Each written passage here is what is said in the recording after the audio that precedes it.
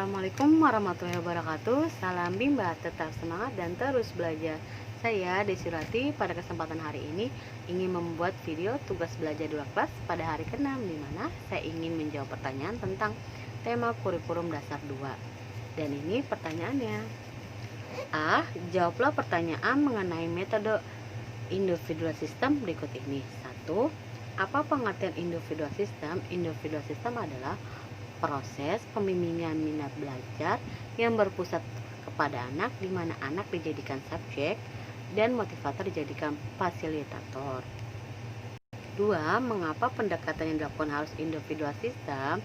Karena tidak akan small step system jika kita tidak melakukan individual system.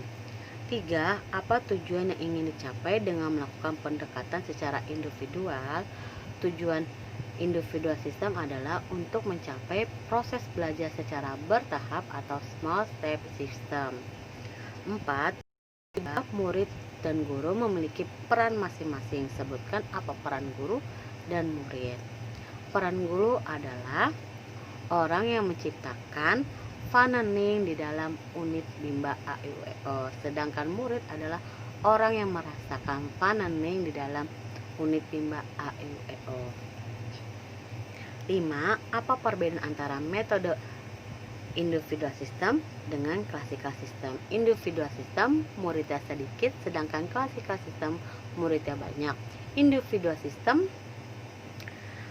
materinya berbeda-beda, sedangkan classical system materinya beragam. Individual system kurikulumnya menyesuaikan, sedangkan classical system kurikulumnya sudah ditentukan. Individual system anak sebagai subjek, sedangkan classical system guru sumber belajar. 6. Bagaimana cara yang dilakukan motivator agar dapat melakukan pendekatan secara individual system? Di mana kita mencari tahu atau bertanya kepada orang tua atau wali dari anak agar kita dapat mengetahui kesukaan anak dan dapat lebih memahami karakter anak tersebut. 7. Apa dampak yang akan terjadi dilakukan secara individual system? Kita dapat mengetahui kesukaan dan karakter anak sehingga menciptakan proses belajar secara bertahap atau small step system. 8. Apa dampak yang akan terjadi bila pendekatan secara classical system?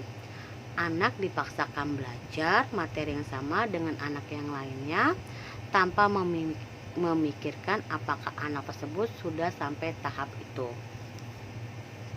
B. Jawablah pertanyaan mengenai variation skill. 1. Apa pengertian variation skill? Variation skill adalah kemampuan yang harus dimiliki oleh motivator dalam memvariasikan aspek belajar. 2. Mengapa kegiatan belajar harus divariasikan? Karena anak mempunyai rentang konsentrasi yang pendek, anak mudah teralihkan, dan anak cepat merasa bosan pada sesuatu kegiatan. 3. Apa tujuan yang ingin dicapai dengan memvariasikan kegiatan belajar? Tujuannya agar anak tidak cepat merasa bosan, anak bersemangat, dan anak semakin tertarik atau antusias dalam kegiatan bermain sambil belajar. 4. Sebutkan 3 aspek belajar. 1. Aspek afektif. 2. Aspek kognitif. 3. Aspek psikomotorik. 5. Kegiatan apa yang termasuk aspek kognitif? Yaitu kegiatan membaca dan berhitung.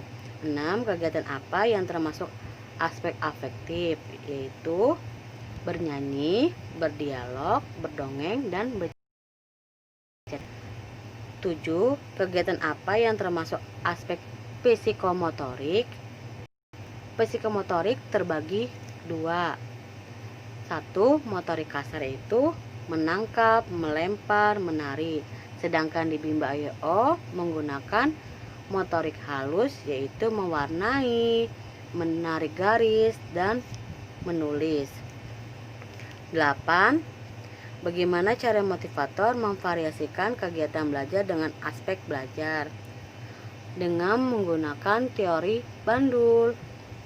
C. Jawablah pertanyaan mengenai teori dasar dalam psikologi pendidikan. 1. Apa yang dimaksud dengan the law of effect atau hukum akibat? Hukum akibat adalah di mana anak merasa senang sehingga anak ingin mengulang kembali kegiatan atau materi yang telah diberikan. 2.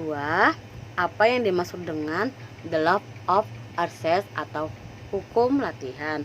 Hukum latihan adalah di mana anak merasa senang dan anak semakin sering mengulang dan sering dilatih sehingga anak menjadi semakin mampu dan terampil. 3. Apa yang dimaksud dengan the law of readiness atau hukum kesiapan? Hukum kesiapan adalah di mana jika anak sudah semakin mampu dan terampil, anak akan siap ke proses tahapan selanjutnya dan proses belajar pun semakin menyenangkan. Sekian dari saya, bila ada kekurangannya mohon dimaafkan. Assalamualaikum warahmatullahi wabarakatuh.